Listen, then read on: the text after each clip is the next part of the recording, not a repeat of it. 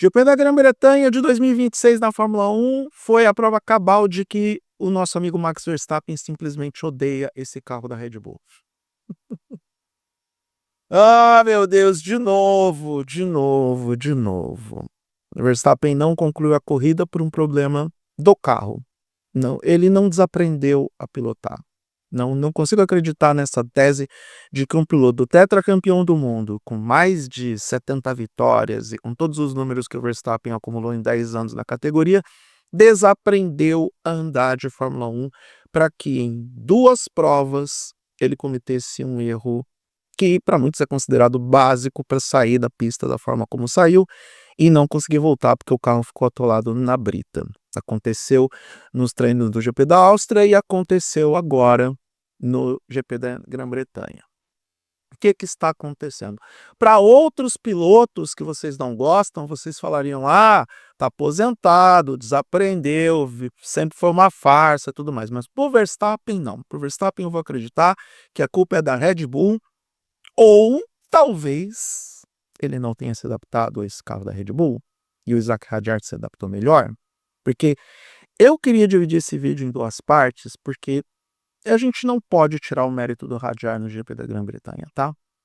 Ele foi melhor que o Verstappen ao longo de todo o final de semana, numa pista que, por ser uma pista tradicional, por ser uma pista que todos os pilotos correm demais nas diferentes categorias, é de conhecimento de praticamente todo mundo que está no grid, é uma pista que meio que coloca todo mundo dentro do mesmo escopo, que mostra que quem está ali no melhor momento, e ainda mais que é quase no meio da temporada, eles colocam ali mais ou menos quem está no melhor momento.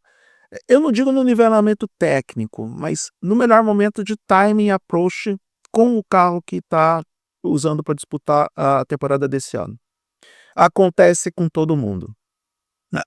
O Leclerc mesmo. O Leclerc se reencontrou na temporada nessa prova da Grã-Bretanha. Quando eu falei sobre a vitória dele no GP, eu deixei claro que o Leclerc desistiu de seguir o esquema do Hamilton e passou a adotar suas próprias estratégias e sua própria mecânica de reaprendizado de pilotagem. Isso já se refletiu agora com essa vitória, porque sim, desde o treino de sábado ele foi o piloto dominante em relação ao heptacampeão do mundo. E no caso do Hadjar, a gente vem observando ao longo das últimas etapas como ele, independentemente do que estava acontecendo com o Verstappen, como ele vem entregando um bom trabalho dentro da Red Bull como segundo piloto. Ele, disparado, é o melhor segundo piloto que o Verstappen teve nos últimos anos. Vamos colocar nos últimos 6 anos, tá? Porque por mais que o Sérgio Pérez hoje faça um bom trabalho na Cadillac, e eu não acho o Sérgio Pérez um piloto horroroso, mas o Hadjar tem maior potencial, é mais habilidoso, é mais impetuoso. Ele é melhor do que o Sérgio Pérez. E sobre o Liam Lawson, acho que a prova de que o Liam Lawson levanta várias dúvidas razoáveis é o fato do Arvid Lindblad, que chegou na Fórmula 1 esse ano, já ter resultados melhores do que o Lawson. E o Tsunoda não tem vaga na Fórmula 1 e não deve ter, porque infelizmente ele é piloto da Honda. Vai ter vaga onde? Na Aston Martin? Dizem que o Tsunoda deve ir para a Fórmula Indy, que é o destino de vários pilotos da própria Honda. Quando não tiver vaga para a Fórmula 1, vai para a categoria de monopostos norte-americana. Não vai acontecer isso com o Hadjar. Ele entregou um ótimo final de semana na Grã-Bretanha. Foi melhor que o Verstappen ao longo de todo o final de semana. Verstappen reclamou desse carro o tempo todo. E aí a gente já começa a desenvolver, eu não digo teorias, mas algumas opiniões e visões diante de fatos concretos. É claro que o carro da Red Bull tem as suas limitações. É óbvio que o carro da Red Bull tem margem de melhora. E isso porque, pelo menos em teoria, a Red Bull conta com o melhor motor hoje da Fórmula 1. Ou pelo menos aquela unidade de potência que é a mais potente só na parte de motor, tá? Que é um dos pontos de reclamação da própria Red Bull. Ah, como é que vocês analisam só a parte mecânica do motor, a combustão, mas não analisam a parte elétrica? Vocês têm que analisar o conjunto. Eu estou falando isso por causa da regra do adubo. E a Red Bull tá meio pau com isso. Mas sim, a Red Bull tem lá no powertrains dela um trabalho bem competente. O carro é que realmente falta alguma coisa e eu acredito que o trabalho do Lohan Mekies e do corpo técnico da Red Bull é competente o suficiente para fazer com que esse carro melhore. Agora, lembra daquele prazo do meio da temporada?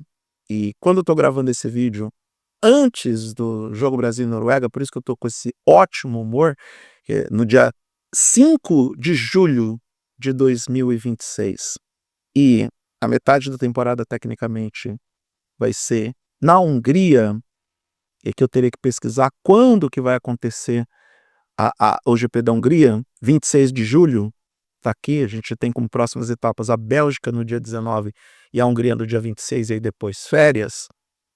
Como a gente já sabe que o Verstappen não vai concluir a metade da temporada na segunda posição do Mundial de Pilotos.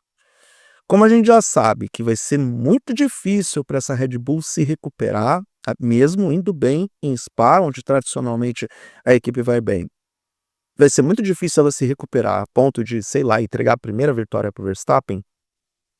É digno da gente começar a fazer uma reflexão se o Verstappen realmente se acostumou a esse regulamento. Não porque ele não tem vitórias, porque eu acho que isso não é o ponto mais relevante para analisar a performance de um piloto ou não. Mas pelo tamanho de reclamações, pelo tamanho de críticas que ele faz em relação ao carro da Red Bull, ao regulamento eu até entendo, porque afinal de contas o regulamento foi ruim para a maioria dos pilotos. Alguns poucos estão aceitando e concordando com as regras do jeito como elas se apresentaram. E ainda acho que essas regras favorecem os pilotos mais técnicos, como o Hamilton e o Verstappen, que tendem a frear mais dentro na curva, tendem a ter uma melhor reaceleração na saída de curva. Então, em teoria, um regulamento que beneficia a esses pilotos com maior habilidade, com maior frieza técnica, e é o caso do Verstappen. Mas é digno de se perguntar se o Verstappen realmente se adaptou a esse regulamento. O que pode acontecer? Pode acontecer com qualquer piloto, com qualquer bom piloto. Não estou dizendo que o Hadjar não está reclamando das coisas como elas estão, não está reclamando do carro da Red Bull, mas ele está fazendo o seu trabalho.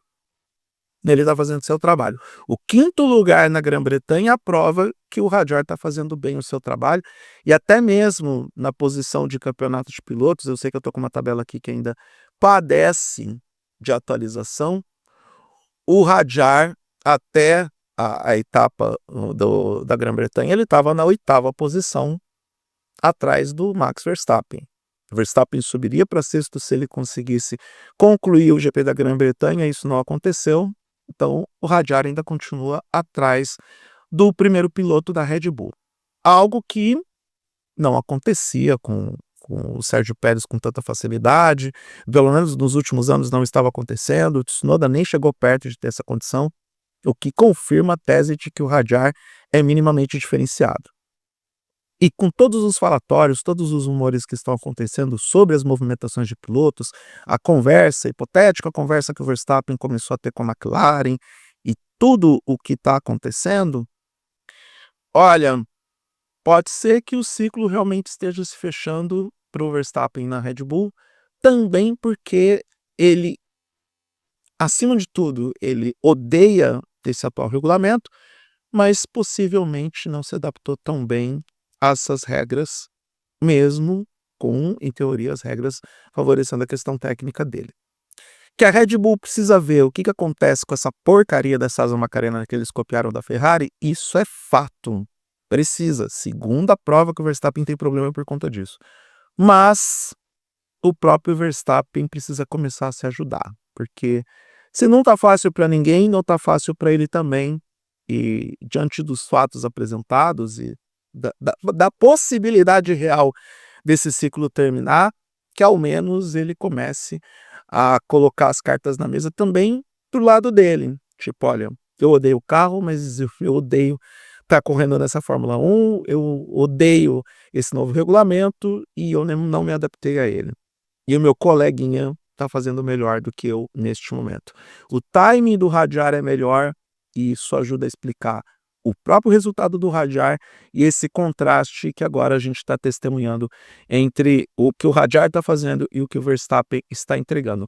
E isso porque o Verstappen ainda consegue tirar leite de pedra num carro que está abaixo de sua capacidade técnica, porque afinal de contas, não podemos descartar e ignorar o fato de que o Verstappen já fez mais de 70 pontos com esse carro da Red Bull, algo que, sinceramente, já era se fosse para qualquer outro piloto, qualquer outra dupla de pilotos, a Red Bull estaria atrás hoje da Racing Bulls em termos de pontuação. Isso é fato. Se você gostou do que viu nesse vídeo, se inscreva no canal, dê o like, compartilhe o conteúdo, clique na sineta para receber as notificações. Por favor, dá o like, porque o algoritmo do YouTube só quer saber de Copa do Mundo, tá? Por favor, a gente precisa desse empurrão, dessa ajuda algorítmica, ou melhor, que vocês mostrem para o algoritmo que a Fórmula 1 ainda é relevante. E é isso. De onde veio esse vídeo tem mais. Eu sou Eduardo Moreira, agradeço a atenção até aqui. Um grande abraço para todo mundo e até a próxima.